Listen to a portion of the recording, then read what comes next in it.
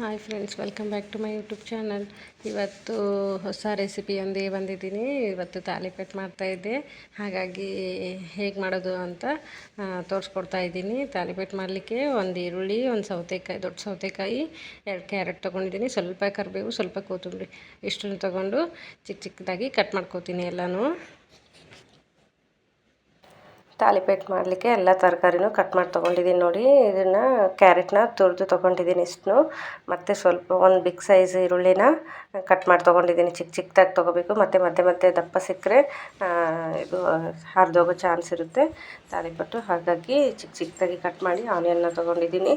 ಸ್ವಲ್ಪ ಕರಿಬೇವು ಸೊಪ್ಪು ಸ್ವಲ್ಪನೇ ತೊಗೊಂಡಿದ್ದೀನಿ, ಘಮ ಚೆನ್ನಾಗಿ ಬರುತ್ತೆ ಅಂತೇಳಿ ಸ್ವಲ್ಪ ಹಾಕ್ಕೊತಿದ್ದೀನಿ. ಕೊತ್ತಂಬರಿನೂ ಸಹ ಚಿಕ್ಕ ಚಿಕ್ಕದಾಗಿ ಕಟ್ ಮಾಡಿ ತೊಗೊಂಡಿದ್ದೀನಿ. ಮತ್ತು ಸೌತೆಕಾಯಿ ನೀರು ಬಿಟ್ಕೊಳುತ್ತಲ್ವ, ಹಾಗಾಗಿ ಸಪ್ರೇಟ್ನೇ ತುರ್ಕೊಂಡಿದ್ದೀನಿ. ಸೌತೆಕಾಯಿ ಕ್ಯಾರೆಟ್ ಮಾತ್ರ ತುಂಬ ಜಾಸ್ತಿ ಇರಬೇಕು. ಇವು ಜಾಸ್ತಿ ಇದ್ರೇ ಟೇಸ್ಟ್ ಚೆನ್ನಾಗಿ ಕೊಡುತ್ತೆ.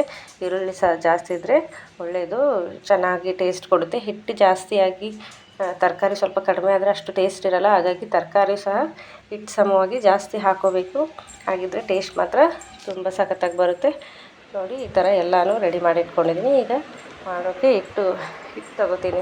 ತಾಲಿಪೀಠ ಮಾಡಲಿಕ್ಕೆ ಏನೇನು ಹಿಟ್ಟು ತೊಗೋತೀನಿ ಅಂತ ತೋರಿಸ್ತೀನಿ ನೋಡಿ. ಈಗ ಹಿಟ್ಟನ್ನು ರೆಡಿ ಮಾಡ್ಕೊತಿದ್ದೀನಿ. ಫಸ್ಟು ಜೋಳದ ಹಿಟ್ಟು ತೊಗೊಂಡಿದ್ದೀನಿ ನೋಡಿ.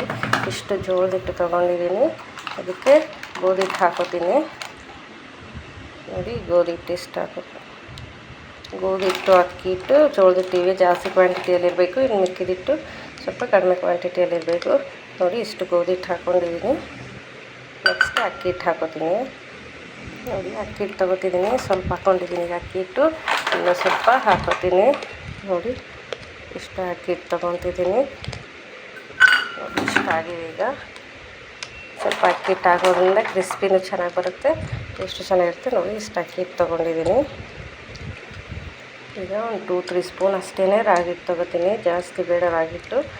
ಇದು ಒಂದು 2 ಸ್ಪೂನ್ ಅಥವಾ 3 ಸ್ಪೂನ್ ಇಷ್ಟು ರಾಗಿ ಹಿಟ್ಟು ಸಾಕು. ಮತ್ತು ಹಸಿ ಕಡಲೆಬೇಳೆ ಹಿಟ್ಟು, ಮಿರ್ಚಿ ಹಿಟ್ಟು, ಇದನ್ನು ಒಂದು ಸ್ವಲ್ಪ ಸಾಕು ನೋಡಿ. ಇಷ್ಟು ಹಾಕ್ಕೊಂಡಿದ್ದೀನಿ.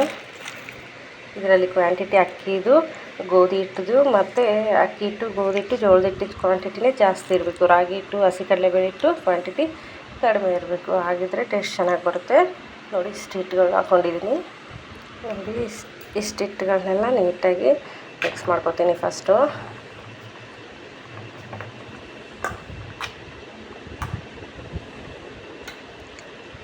ಈ ಥರ ನೀಟಾಗಿ ಮಿಕ್ಸ್ ಮಾಡಿಕೊಂಡು ಮತ್ತು ಇದರಲ್ಲಿ ಇನ್ನೂ ಆ್ಯಡ್ ಮಾಡೋದಿದೆ, ಹಾಗಾಗಿ ನೋಡಿ ಈಗ ತೋರಿಸ್ತೀನಿ ಏನೇನು ಹಾಕೋತೀನಿ ಅಂತ. ಫಸ್ಟ್ ಇದಕ್ಕೆ ಜೀರಿಗೆ ಹಾಕೋತಿದ್ದೀನಿ. ಮಧ್ಯೆ ಜೀರಿಗೆ ಘಮ ಬರ್ತಾ ಇರುತ್ತೆ, ಚೆನ್ನಾಗಿರುತ್ತೆ. ಜೀರಿಗೆ ಹಾಕೋಬೇಕು, ಸ್ವಲ್ಪ ಜಾಸ್ತಿ ಹಾಕೋಬೇಕು ನೋಡಿ. ಮತ್ತು ಸ್ವಲ್ಪ ಅಜ್ವಾನ ಹಾಕೋಬೇಕು. ಜಾಸ್ತಿ ಇದೆ ಫ್ಲೇವರ್ ಬಂದರೆ ಅಷ್ಟು ಚೆನ್ನಾಗಿ ಅನಿಸಲ್ಲ. ಸ್ವಲ್ಪ ಅಜ್ವಾನ ಮತ್ತು ಜೀರಿಗೆ, ಸ್ವಲ್ಪ ಅರಿಶಿಣ ಪುಡಿ, ಕಲರ್ ಸಹ ಚೆನ್ನಾಗಿ ಬರುತ್ತೆ. ಸ್ವಲ್ಪ ಅರಿಶಿಣ ಪುಡಿ ಹಾಕ್ಕೊಂಡಿದ್ದೀನಿ. ಈಗ ಇದಕ್ಕೆ ಖಾರ ಮತ್ತು ಉಪ್ಪು ಹಾಕೋತಿದ್ದೀನಿ. ಖಾರ ನೋಡಿ ಎಷ್ಟು ಬೇಕೋ ಅಷ್ಟು ಹಾಕ್ಕೋಬೋದು ನೋಡಿ. ಇಷ್ಟು ಖಾರ ಹಾಕೋತಿದ್ದೀನಿ, ಯಾಕಂದರೆ ಸ್ವಲ್ಪ ನನ್ನ ಮಕ್ಕಳು ತಿಂತಾರಲ್ಲ, ಹಾಗಾಗಿ ಸ್ವಲ್ಪ ಖಾರ ಕಡಿಮೆನೇ ಹಾಕಿದ್ದೀನಿ. ಮತ್ತು ಸ್ವಲ್ಪ ಉಪ್ಪು ಹಾಕೋತಿದ್ದೀನಿ. ಉಪ್ಪಿಗೆ ನೋಡಿ ಕರೆಕ್ಟಾಗಿ ಹಾಕ್ಕೋಬೇಕು.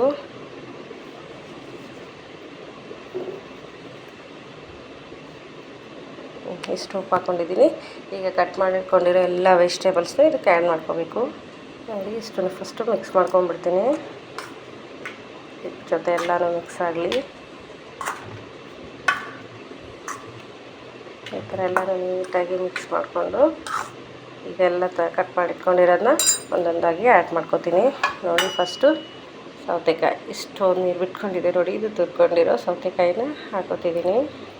ನೀರು ಸಮೇತ ಹಾಕ್ಕೋಬೋದು, ಯಾಕಂದರೆ ಸೌತೆಕಾಯಿದೆ ನೀರಲ್ವ, ಹಾಗಾಗಿ ನೀರು ಸಮೇತ ಹಾಕ್ಕೋಬೇಕು. ಫಸ್ಟು ಸೌತೆಕಾಯಿ ಹಾಕ್ಕೊಂಡಿದ್ದೀನಿ. Next carrot ಹಾಕ್ಕೋತಿದ್ದೀನಿ.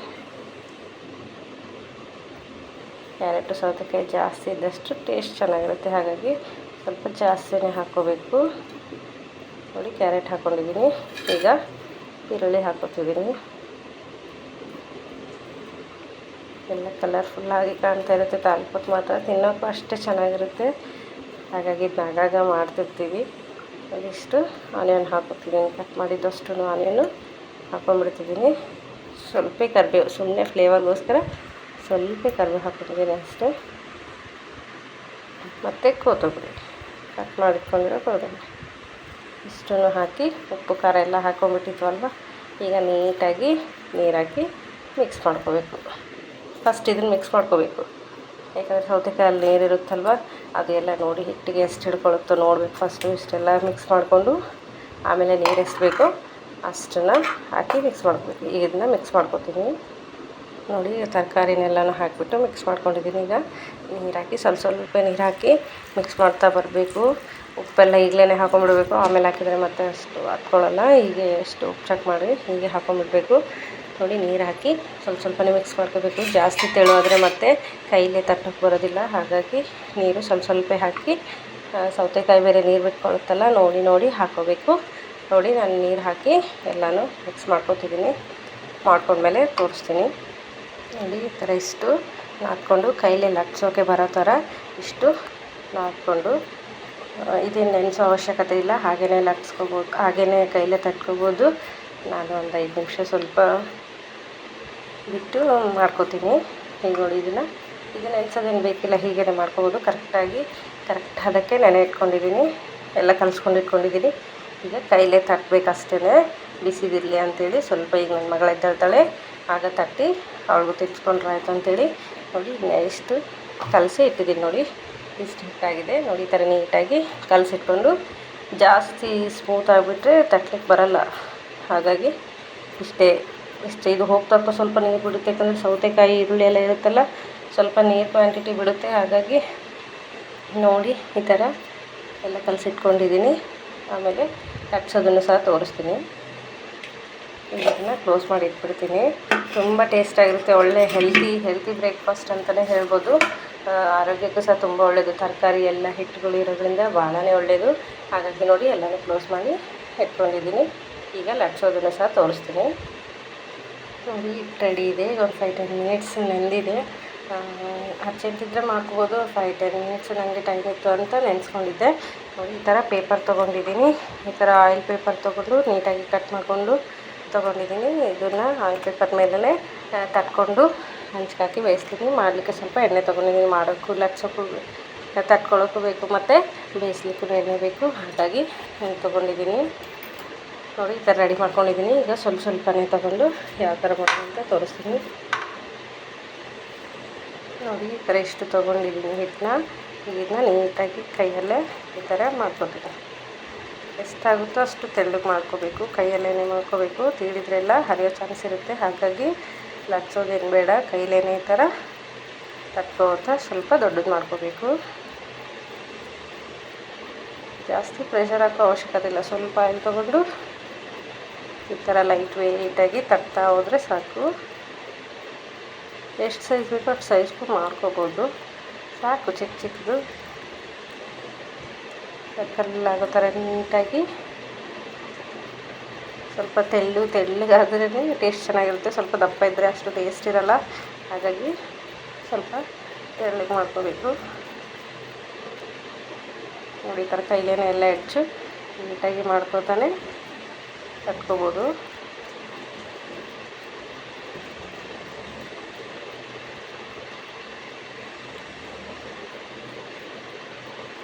ನೋಡಿ ಇಷ್ಟ ಆಗಿದೆ ನೋಡಿ. ಇಷ್ಟು ದೊಡ್ಡದಾಯಿತು, ಸಾಕಿದಿಷ್ಟೀಗ ನೋಡಿ. ಚಿಕ್ಕದಾಗಿ ಕಟ್ ಮಾಡಿರೋ ಆನಿಯನ್ ಇಷ್ಟು ಚಿಕ್ಕದಾಗಿರಬೇಕು. ದೊಡ್ಡ ಸೈಜ್ ಆದರೆ ಸ್ವಲ್ಪ ಮಧ್ಯೆ ಹರಿಯೋ ಚಾನ್ಸ್ ಇರುತ್ತೆ. ಹಾಗಾಗಿ ಎಲ್ಲನೂ ಚಿಕ್ಕದಾಗಿ ತೊಗೋಬೇಕು. ಚಿಕ್ಕದಾಗಿ ಕಟ್ ಮಾಡಿ ತೊಗೊಂಡಿದ್ದೀನಿ. ಕ್ಯಾರೆಟು ಸೌತೆಕಾಯಿ ಎಲ್ಲ ತುರ್ಕೊಂಡು ತೊಗೊಂಡಿದ್ದೀನಿ. 5 ಹಿಟ್ಟುಗಳು ಮಿಕ್ಸ್ ಮಾಡಿ ಮಾಡ್ತೀವಲ್ಲ, ಫುಲ್ ಹೆಲ್ದಿ ಫುಡ್ ಇದು. ಹೆಲ್ದಿ ಬ್ರೇಕ್ಫಾಸ್ಟ್ ಅಂತಲೇ ಹೇಳ್ಬೋದು ನೋಡಿ. ಎಲ್ಲ ವೆಜಿಟೇಬಲ್ಸ್ ಇರುತ್ತೆ, ಇದು ಹಿಟ್ಟುಗಳಿದ್ದಾವೆ ನೋಡಿ. ಎಲ್ಲ ಫ್ಲೋರ್ ಹಾಕಿ ಮಾಡಿರೋದ್ರಿಂದ ಅದೇ ನೋಡಿ. ಈ ಥರ ಕೈಲೇ ತಟ್ಕೊಂಡಿದ್ದೀನಿ, ಏನೂ ಹರಿದಿಲ್ಲ, ನೀಟಾಗಿ ಬಂದಿದೆ. ಹದವಾಗಿ ನಾನು ಹಿಟ್ಟನ್ನ ಕಲಿಸ್ಕೊಂಡಿದ್ದೀನಿ ನೋಡಿ. ಈಗ ಹಂಚು ಕಾಯಕ್ಕಿಟ್ಟು ಸ್ವಲ್ಪ ಹಂಚ್ಕಾದ ನಂತರ ಈಗ ಬೇಯಿಸ್ಕೊತೀನಿ. ಹೀಗೆ ಮಾಡ್ತಾನೆ ಒಂದೊಂದಾಗಿ ಬೇಯಿಸಿ ಹಾಟ್ ಬಾಕ್ಸ್ ಹಾಕ್ಕೊಂಡ್ಬಿಡ್ತೀನಿ ಬಿಸಿ ಇರ್ತವೆ ಸ್ವಲ್ಪ. ನೋಡಿ ಈ ಥರ ಇಷ್ಟು ಕಟ್ಕೊಂಡಿದ್ದೀನಿ. ಸ್ವಲ್ಪ ಎಣ್ಣೆ ಹಾಕಿ ಬೇಯಿಸ್ಕೊಂಡ್ರೆ ಆಯಿತು.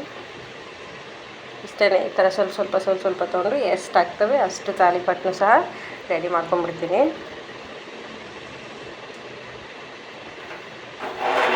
ನೋಡಿ ಹಂಚ್ಕಾಗಿದೆ.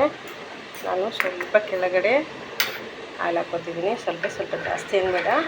ಕೆಳಗಡೆ ಸ್ವಲ್ಪ ಲೈಟಾಗಿ ಆಯಿಲ್ ಹಾಕ್ಕೊಂಡು ಈಗ ಇದು ತಟ್ಟಿದ್ದನ್ನು ಇದನ್ನು ಹಂಚ ಮೇಲೆ ಹಾಕ್ಕೊತೀನಿ. ನೀಟಾಗಿ ಹರಿದೇ ಥರ ಹಾಕ್ಕೊತೀನಿ.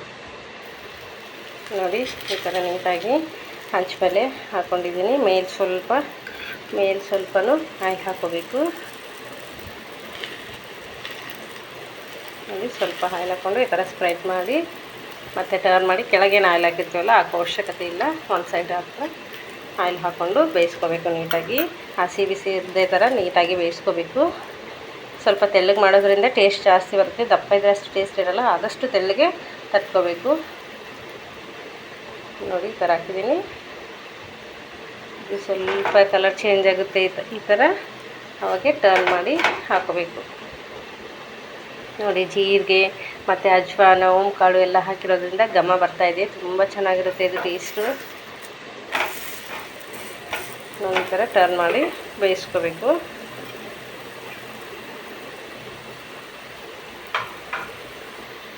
ಇದರಲ್ಲಿ ಖಾರ ಉಪ್ಪು ಎಲ್ಲ ತರಕಾರಿ ಹಾಕಿರೋದ್ರಿಂದ ಸೈಡ್ಗೇನು ಬೇಕಾಗಲ್ಲ, ಹಾಗೇ ತಿನ್ಬೋದು. ಮಕ್ಕಳಂತೂ ಹಾಗೇ ತಿನ್ಕೋತಾರೆ. ಚಟ್ನಿ ಬೇಕಿದ್ರೆ ಮಾಡ್ಕೋಬೋದು, ಇಲ್ಲಾಂದ್ರೆ ಪರವಾಗಿಲ್ಲ, ಮೊಸರು ಜೊತೆನೇ ತಿನ್ಬೋದು. ಮೊಸರು ತುಪ್ಪ ಪುಡಿ ಏನಿದ್ರು ಅದ್ರ ಜೊತೆ ತಿನ್ಬೋದು, ಇಲ್ಲ ಹೀಗೇ ತಿನ್ಬೋದು ಸಿಂಗಲಾಗಿ. ಅದು ಇದು ಬೇಕಂತೇನಿಲ್ಲ, ಎಲ್ಲ ಇದರಲ್ಲೇ ಮಿಕ್ಸ್ ಇರೋದ್ರಿಂದ ಏನು ಅಷ್ಟೊಂದೇನು ಬೇಕಾಗೋದಿಲ್ಲ. ನೋಡಿ ಹೀಗೆ ನೋಡಿ ಬೇಯಿಸ್ತಾ ಇರಬೇಕಾದ್ರೆ ಘಮ ಎಷ್ಟೊಂದು ಬರ್ತಾಯಿದೆ. ಎಷ್ಟು ಚೆನ್ನಾಗಿರುತ್ತೆ ಇದು ಮಾತ್ರ. ತುಂಬ ಚೆನ್ನಾಗಿರುತ್ತೆ ನೋಡಿ. ನೀವು ಬರದೇ ಇರೋರು ಟ್ರೈ ಮಾಡಿ ನೋಡಿ, ಭಾಳ ಚೆನ್ನಾಗಿರುತ್ತೆ. ನಾನಂತೂ ನನ್ನ ಶೈಲಿಯಲ್ಲಿ ಈ ಥರನೇ ಮಾಡೋದು. ಅಕ್ಕಿ ಹಿಟ್ಟು ಎಲ್ಲ ಹಾಕಿರೋದ್ರಿಂದ ಸ್ವಲ್ಪ ಕ್ರಿಸ್ಪಿನೂ ಚೆನ್ನಾಗಿರುತ್ತೆ. ಬಿಸಿ ತಿಂದರೆ ಮಾತ್ರ ತುಂಬಾ ಚೆನ್ನಾಗಿರುತ್ತೆ. ಈ ಥರ ನೀಟಾಗಿ ಹಸಿ ವಾಸನೆ ಹಿಟ್ಟದೆಲ್ಲ ಹಸಿ ವಾಸನೆ ಹೋಗೋ ಥರ ಬೇಯಿಸ್ಕೊಂಡ್ಬಿಟ್ರೆ ಆಗೋಯ್ತು ನೋಡಿ.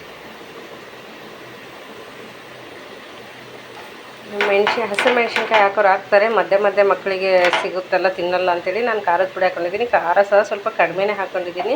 ಖಾರ ಜಾಸ್ತಿ ಆದರೂ ಸಹ ಅಷ್ಟೊಂದೇನು ಚೆನ್ನಾಗಿರಲ್ಲ. ಹಾಗಾಗಿ ಈ ಥರ ಇಷ್ಟು ಮಾಡ್ಕೊಂಡಿದ್ದೀನಿ ನೋಡಿ. ಇದೀಗ ರೆಡಿಯಾಗಿದೆ. ಬಾಕ್ಸಲ್ಲಿ ಹಾಕಿ ಇಟ್ಕೊಂಡ್ಬಿಡ್ತೀನಿ. ಇದೇ ಥರನೇ ಎಲ್ಲನೂ ನೋಡಿ. ಇದು ಸಹ ಲಟ್ಸ್ಕೊಂಡಿದ್ದೀನಿ, ತಟ್ಟಿದ್ದೀನಿ.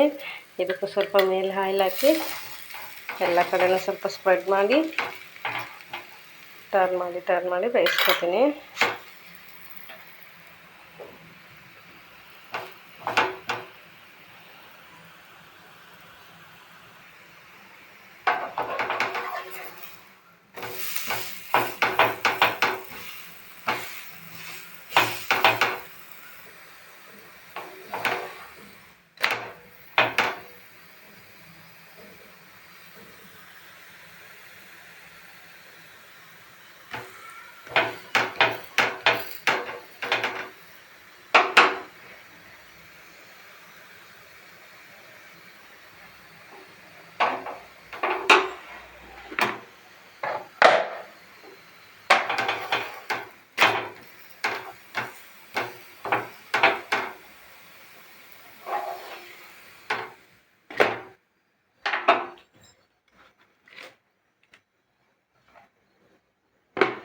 ಪಟ್ ಸಹ ರೆಡಿಯಾಗಿದ್ದಾವೆ. ಯಾವ ಥರ ಬಂದಿದೆ ಅಂತ ತೋರಿಸ್ತೀನಿ ನೋಡಿ. ಇಷ್ಟೊಂದಾಗಿದ್ದಾವೆ. ಅಷ್ಟಿಟ್ಟು ಕಲ್ಸ್ಕೊಂಡಿದ್ನಲ್ಲ ನೋಡಿ, ಇಷ್ಟೊಂದು ತಾಲಿಪಟ್ಟಾಗಿದ್ದಾವೆ. ತುಂಬ ಚೆನ್ನಾಗಿರ್ತವೆ. ನೀವು ಒಂದ್ಸರಿ ಮಾಡಿ ನೋಡಿ. ನೋಡಿ ಇಷ್ಟು ಚೆನ್ನಾಗಿ ಬಂದಿವೆ.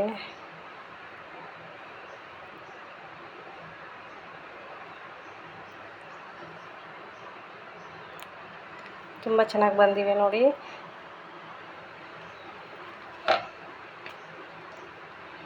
Okay, thank you for watching. Bye.